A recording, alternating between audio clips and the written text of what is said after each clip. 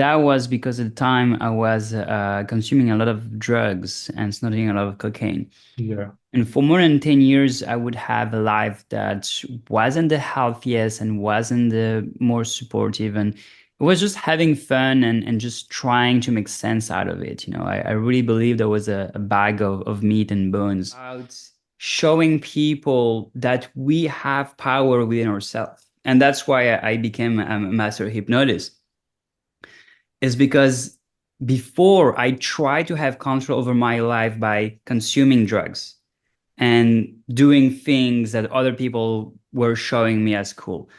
And everything that was rated to me was external. And one day, as I was in that meditation center, I understood that all the power that I have, everything that I need is within myself. Mhm. At your birth, in your DNA, there is everything you need to be surviving and striving in this life. So I want to Hello, bring hope. beautiful people. Welcome to my channel again. And today we have a guest today who is from Brussels, Belgium, Mr. Asha Hope. So he is a hypnotist, a sculpturist, a master dancer, and he can paint as well. So he is into various activities. So I welcome you, Asha Hope, to this interview, and I'm glad you joined me today. How are you doing today? I'm very good. Thank you for inviting me and for allowing me to share my story and inspire as much people as I can. Yeah. So welcome again. And let's start with your name. So you choose the name, right, Asha? So what was your previous name and why did you choose the name? So what was the story behind it? Yeah. Well, I was born here in Brussels as Sebastian Collet, which Uh-huh. is my family name and my given name. Uh-huh. And I carried that name until I was a teenager. When I was a teenager, I received a nickname from my friends, which was Jeez, Geez. Uh-huh. And that was because at the time I was consuming a lot of drugs and snorting a lot of cocaine. Yeah. And for more than 10 years, I would have a life that wasn't the healthiest and wasn't the more supportive. And it was just having fun and just trying to make sense out of it. I really believe there was a bag of meat and bones. So my journey was really about showing people that we have power within ourselves. And that's why I became a master hypnotist, is because before I tried to have control over my life by consuming drugs and doing things that other people were showing me as cool. And everything that was rated to me was external. And one day, as I was in that meditation center, I understood that all the power that I have, everything that I need is within myself. Mhm. At your birth, in your DNA, there is everything you need to be surviving and striving in this life.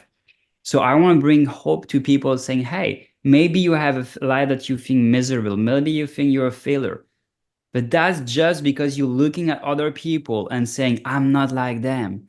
What inspires me in them is not in me. And you need to take a step back and ask yourself, how can I inspire people rather than thinking that I'm not good? And that's the story of my name, is really to just say that everybody has an incredible story. Yeah. Great to know that. And you mentioned about the traumas that you had when you were going through the drug addiction. Like everything, everyone has it. Like I also went through a certain stage at my life as well, but not much addiction. But yes, but my journey started when I think I shared it with you as well. Like when my one of my best friend went into jail, so that was my trauma. Then I started seeking answers. So the my question to you is like, how your trauma helped you to create that intuition or create that habit of helping others? How it helped you? Well, the thing is, I do believe that it's really wired into us humans because we're social beings, and we know from birth that we cannot survive by ourselves. If you look at a cow or whatever wild animal, from the 5 to 10 minutes of birth, they will be able to walk. Yeah. We humans, we take years before being able to walk. We really have that inner system to just take a lot of time to be independent. Yeah. And it's very slow process. So helping others is something that is built in ourselves. And on the other side, I would say that when we help others, we make ourselves valuable in a different way. There is a way of like, oh, I'm doing things, I'm being funny or whatever, and people like you for being funny. But when you see someone and they're struggling, they have a big problem, it's like, oh, I cannot bear it anymore, and you come and you give them a hand, and it's like, hey, you know what, it's not a problem, I'm gonna take care of it. And they have such amazing gratitude towards you, and it's something that I would say can become addictive, and that some people fall into that trap of like, oh my god, I want to help people all the time, and they become kind of like people pleasers. But truly, when someone is grateful for the help you bring them, especially when someone is desperate and like, oh, I don't know how I'm gonna get out of it, there's no way out, and someone comes to you and say like, hey, there is a solution, you have a gratitude for them that is beyond measure. And when you experience something so good, you want others to experience it. That's the way I work. When I started selling drugs, it's because I smoked weed and I was like, wow, this is so cool. I want everybody to know what it is. I want everybody to feel like that. So I started doing that. 10 years later, I realized that it was not the best thing because it had a lot of consequences. Mhm. Since I started doing meditation and hypnosis and selling that, there is no negative consequence. Yeah. The worst consequence is that you know yourself and you're not living the shitty life that you had. So as I started experiencing changes and transformation in my life, I was like, this is the thing I wanted to learn at school. I wish people were teaching that at school, and I cannot change the past. I cannot. I could maybe find a way to take a time machine and go back in 200 years before, but I don't think that's the goal of life. What Yeah. I can do is teach hypnosis, meditation, and these mindful practices to as many people as I can, and share them widely so the next generation doesn't have that. Yeah. Yeah. Great thought. Actually, my guru also told me the same thing about humans. Like we, born and we don't drink milk by ourselves. Somebody has to take to the mother's breast. I mean, the mother has to take the kid to the mother's breast. But a calf, once it's born, after 1 or 2 hours, it will go and start drinking the milk from the udder. It knows its dharma. I mean, it's know Yeah. what to do. It's know its karma. So yeah, so that comes brings me to the next question. Like you were into the lots of various art forms, right? Yeah. So how it has helped you to overcoming trauma as well? Like how it helped you to express your emotions? Well, it's a very good question, and I do believe that art is the ultimate form of personal development. Because there is this very boring way of doing therapy of like, hey, I have a problem and I'm Yeah, sick and I need help, and I've been there, and that's why I do believe art is the ultimate version of personal development. First of all, because it's also something that's built in, we don't have this natural way of like going to a therapist, but kids would do drawings, kids yeah, would do drawings naturally. And I think, like, as I mentioned, we have everything inside of us from the birth, and we just need to discover it. There's 300,000 years of human evolution. There is a reason behind that. But then, like, when you create art in a genuine way, not to impress others, because there's a lot of people on the art scene that are doing things just for money because they want yeah. to have in attention, so they're just gonna throw some It's paint their profession. somewhere. Sorry. It's their profession. Yeah. Yeah, they do it for a living. Yeah, Yeah, and they're not putting their soul into it. But when you want to make art in a genuine way, whatever you do, you need to first listen to your emotions and use your emotions as the mean of creation, whether you're dancing, painting, singing, whatever. And that is very healing because therapy is all about going towards your emotions and understanding them and then just working with them. Mhm. And that's all. We don't need anything. We don't need to reinvent the wheel. Healing is really connecting to a part that is hidden. And when you make art, when you just like decide, oh, I'm gonna put some music, and I'm just gonna paint or draw for hours, your emotions gonna be expressed, and you're gonna see the art, even though it might be abstract and you don't understand anything about it. Your subconscious will be like, okay, this is the pain, and now that I've put it into colors or words or whatever, I feel better about it. So I want to encourage anyone to do art, and more than just that, I was saying that it's the ultimate form of personal development because there is arts are answering to connecting to our senses. You Yeah. know, there is the taste, there is the smell, there is the hearing, there is the dance. Every of our sense is connected to art. You can make perfume, you can make food, whatever you do, and that's going to develop a part of your being here on earth because we are connected to reality through the senses. The only way something is happening is because one of your senses is telling you. Yeah. So when you develop your senses, you're developing your presence here on earth. So you're developing your personality, your ability to connect to reality. Mhm. And in spiritual medicine, as I could call it, the problems we have, the physical symptoms, like someone losing their sight or not being able to hear, Yeah. these are signs of undeveloped or traumas. Like when you have a trauma, and for example, when you don't want to see reality as the way it is, you're gonna need to wear glasses. So all the physical symptoms you have, there are signs of the traumas that you need to work on. And so Oh, creating with art is allowing yourself to heal and to heal the symptoms that you have as well. wow, wow.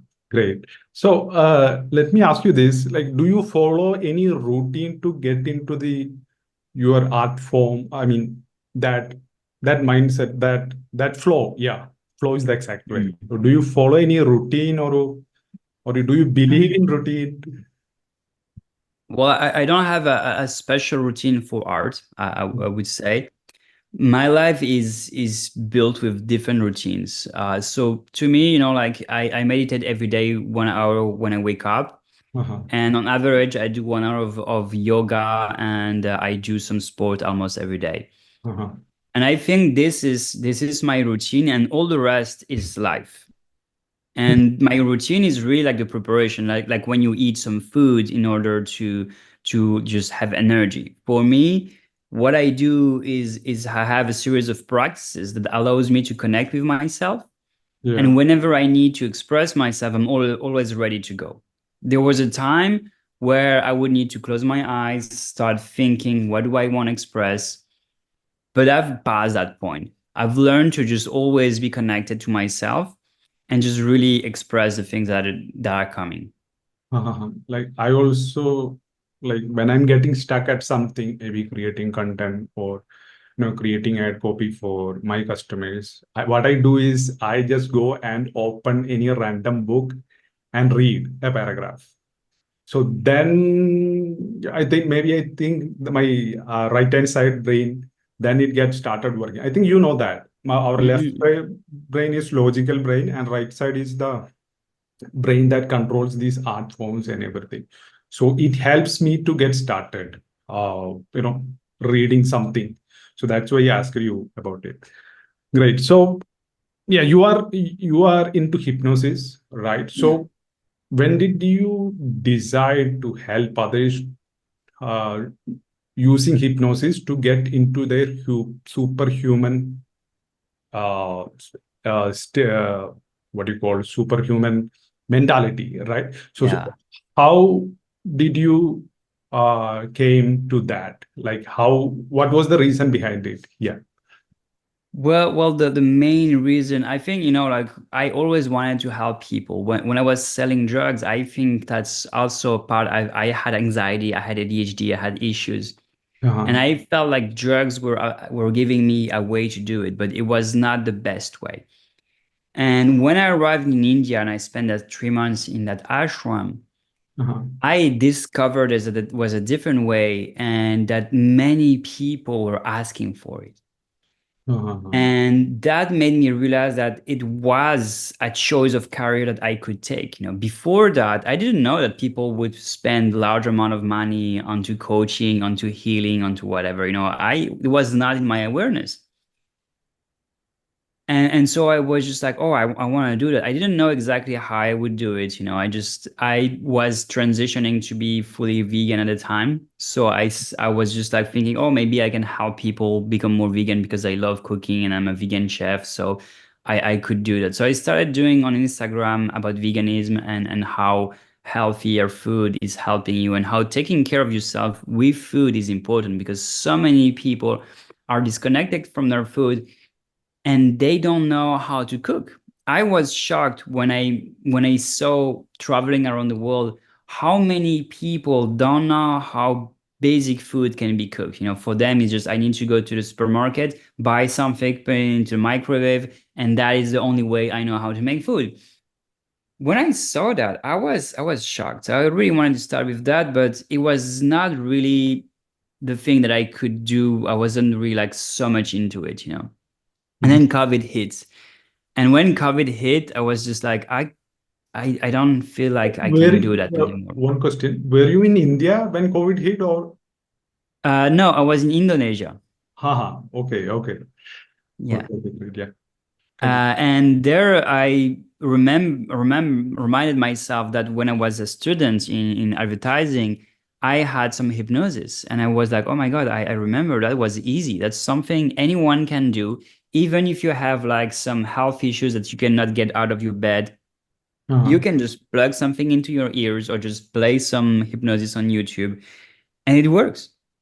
It Uh-huh. does works tremendously well, and it's a natural process that we are doing naturally when we're going to sleep. When we go to sleep, we're drifting into a trance state and we're dreaming and something that we're not controlling. But if we start getting awareness on the dreams, we're doing consciously hypnosis. Uh-huh. And so I realized that it's something that people are doing whether they want it or not. Whether you want it or not, at one point you're gonna be dreaming. Maybe you don't remember about it, but your brain, when you're in REM sleep, it's gonna happen. It's like a computer when it's overheating, there is the fan that it's starting. Yeah. You cannot prevent that. So I felt like this is something people need to relearn, and it's just magic. And when I realized how much power there is within hypnosis, I realized that it's it has to be more known by the people. So I really felt like this is the thing that I want to stand for. And people who learn hypnosis, I want to say you have power within your voice. That is something that is empower. Just the idea that I know that with my voice, I can get people to change. That's so amazing. Like so many people are fighting, killing each other with guns because they want to show that they have some sort of like power or influence. But when you just come and sit and just with the power of your voice, you can change someone's life. I think that's dope. Great. So, like, out of curiosity, like, uh, when someone comes to you for, hypnosis consultation, so what is the first thing that you do? Like, is it that pendulum thing that you move around that we commonly see in movies, or like how you Well, get started? What are the first two steps? there is no, I mean, I've never prepared a session. Uh-huh. Because everybody has something different. We all have symptoms that are the same. Like I had one guy that was the most surprising thing. There's a lot of people smoking tobacco and being addicted to tobacco, and I've been there. Yeah. And most people, I would say 90% of the people, they start smoking because they want to be rebellious. They want to feel like they're an adult, like they're Yeah. teenagers. And like, I'm going to smoke cigarettes because that's what my parents told me not to do. And I want to show that I am an adult. Yeah. And I got this guy. He is from South America. He's living in Spain. and he's telling me that he's smoking a lot, and it's just like he doesn't like it even, he doesn't like the taste, he doesn't like the effect, but Uh-huh. he's smoking all the time. And this guy especially, actually the thing is that his whole family smokes, but him doesn't do that. And when he moved from South America to Spain, he was missing his family, Uh-huh. so he started smoking to remind himself of the smell of his family, So I could not go there with a preparation of, oh, this guy is a smoker, so we're just gonna go onto the rebellious thing and blah blah blah. No, I'm just gonna ask a question to the person. And sometimes, people don't even need hypnosis. Uh-huh. Sometimes people just need to be heard, and just they need to talk for like a few minutes. And Uh-huh. sometimes people need just someone to tell them, hey, you don't really have a problem. You just need some more patience. And so that's really the thing here, is that I will judge on the situation how it works. Like when you're doing any sports, like you can have some ideas of strategies, and you need to have some sort of luggage, some sort of knowledge, because you need to be able to play. But you never know where the ball is gonna fall. It's like, if I'm saying, like, if you're a goalkeeper, and it's like, oh, I'm gonna stay on the right corner all the time because that's where the ball's gonna come, they're gonna shoot on the left corner, right? So Yeah. you need to be able to move. And that's what I love about the idea of mastery. Mhm. Mastery is not knowing it all.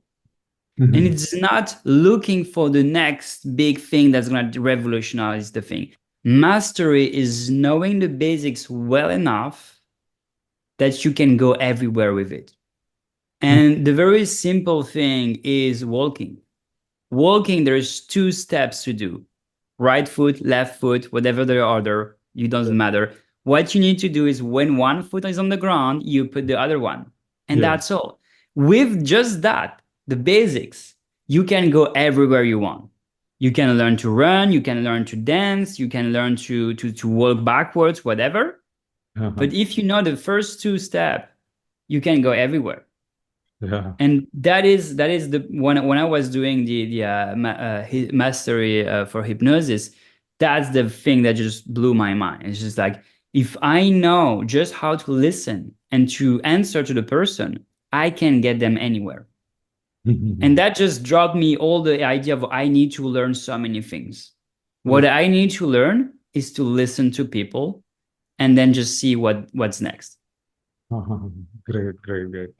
So, like the people who are struggling with traumas, right? Their problems in life. So, what is your advice for them? What to do, or what are the practices, or yeah. Well, if someone is struggling with a trauma and they want to change, I first want to say congratulations, and that you are courageous because you acknowledge you have a trauma. Most people will blame something else. They would say, this is the fault of the government, this is the fault of this, of my parents, of the past, or whatever. So first, I want to say thank you for taking responsibility. You did 80% of the work. Yeah. Then the second thing is that, if you have the courage, just try to feel your emotions and go with that. Because letting go of trauma is understanding why there was a pain, and just allowing to live with it, because you're not gonna change the past. What you're gonna do is understand why you were hurt, so you don't have to do the same thing over again, right? Yeah. If that's too difficult, find some help. The easiest way to heal traumas, but the hardest way, I mean, the simplest way, is meditation. If you meditate every day, you'll get to know how you feel, and you will be able to change it. Then you can keep a journal, just writing down the things that happen, just without any goal, like, just in the morning, I'm just gonna write how I feel, and just acknowledge that. Acknowledgement is the number one thing that's gonna heal you. Accepting, I acknowledge that I feel pain. Yeah. And just like, to go deeper, look at all the symptoms that are happening. For example, you might have like issue at your work, you might have issue in your family, and realize that all these symptoms are tied to one thing. And that one thing is the thing that you need to understand. Mhm. Great. So, uh, like, do you think, yeah, self-study, I mean, yeah, the self-study would help, or do they need someone to guide them? Is it necessary?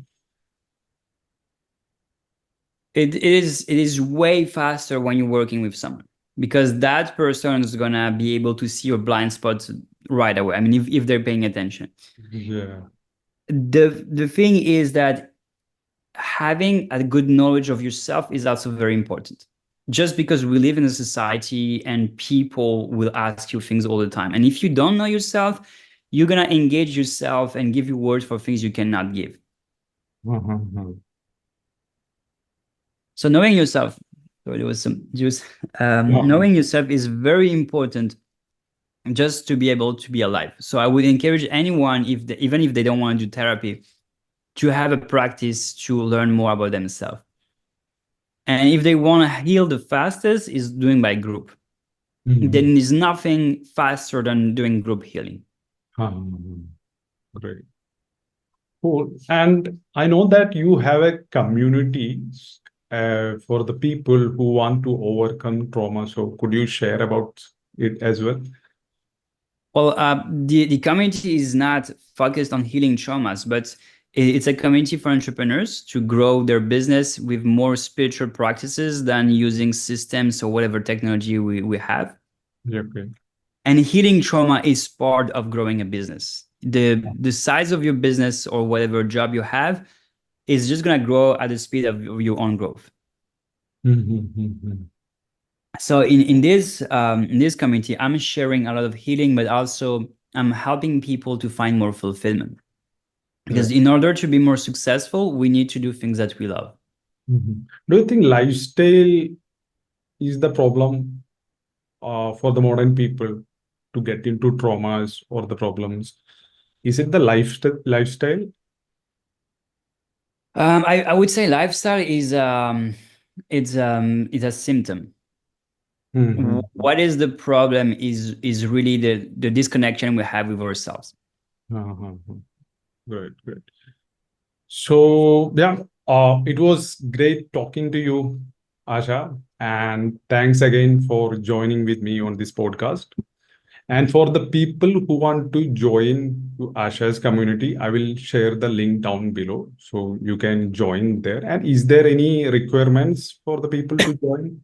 Well, mainly I'm looking for entrepreneurs because the goal is to really like learn how to focus on your business by letting go of your shadow. Yeah, But besides that, everybody is welcome. If you're working in corporate and you want to grow in your career, it's not gonna be a big of a deal for me. What mhm. I really want is people who are open-minded and wanting to participate to the community and help each other. Yeah, And if you have any question, you just reach out to me because I am always willing to have new conversation with people. yeah, great. I will link Asha's social links as well in the description. So it was great talking to you, Asha. Thanks for joining again. Well, thank you for inviting me and giving me some time because time is the most precious things we have. Yeah, thank you.